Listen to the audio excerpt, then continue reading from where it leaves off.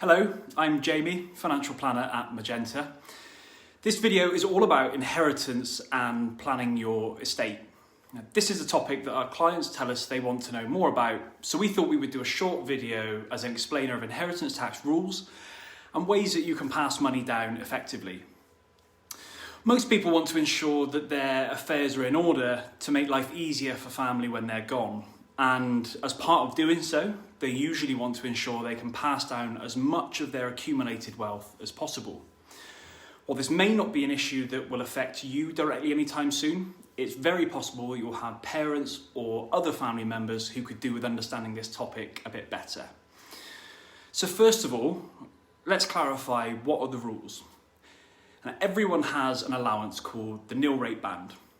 This allows you to pass on assets worth up to £325,000.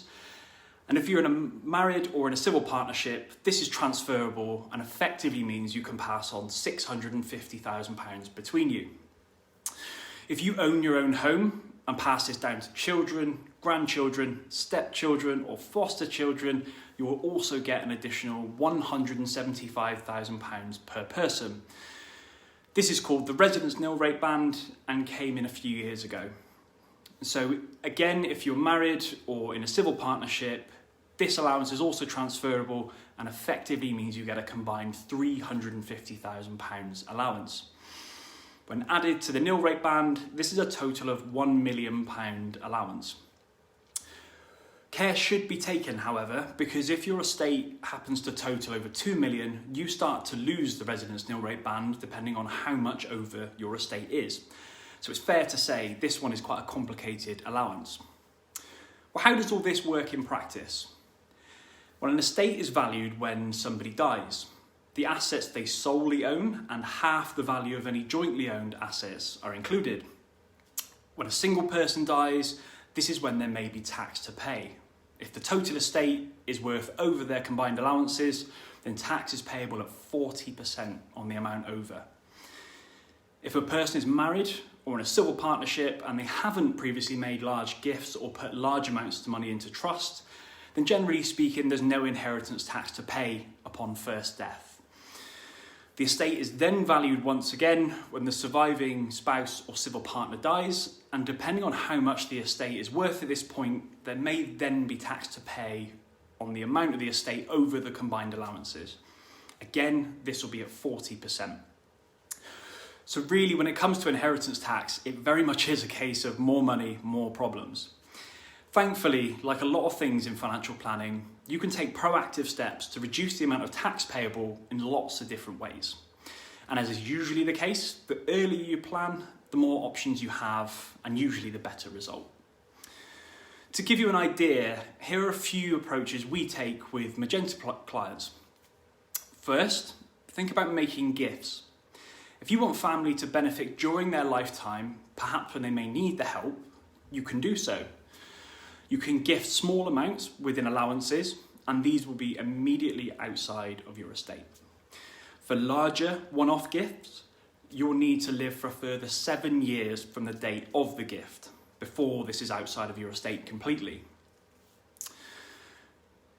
But a gifting allowance that we like to recommend clients use if they can, and one we think is quite underutilised generally, is gifting from excess income. Now, this allows you to give away part of your income on a regular basis, and it is immediately outside of your estate. Care has to be taken with this, however, as it has to be genuine excess income and can be shown to have no material effect on your standard of living by giving it away.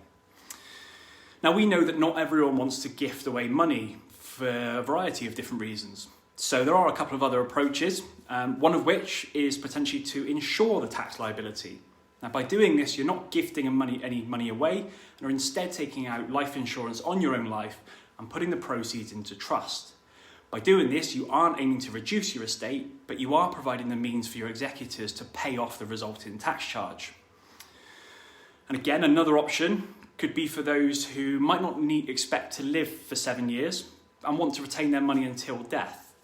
And you can do this by investing in specialist investments called business relief qualifying investments.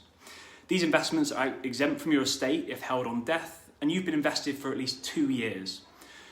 We should say that these types of investment aren't appropriate for everyone, and advice should be sought if you ever to consider this approach.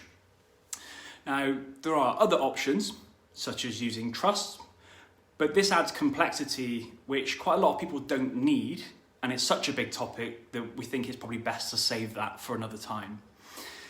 Now, one of the best estate planning tips that I can give is to ensure that you have an up-to-date will. It helps provide clear instructions to your executors, ensures your wishes are followed, and hopefully eliminates any family arguments. In addition, think about putting in place powers of attorney. Although not strictly to do with inheritance tax planning, it is a good thing to do at the same time as your wills. Powers of attorney are legally binding instructions for a person or multiple people to make decisions on your behalf when you're no longer able to do so. If doing your wills with a solicitor, it makes sense to double up and do your powers of attorney with them at the same time. So that's a little bit about inheritance and estate planning. Hopefully you found this video useful. If so, it'd be great if you could give it a like, comment, or share with your network. And if you'd like to have a chat about your own circumstances, then please feel free to drop me a message and I'd be very happy to chat. Thanks for watching.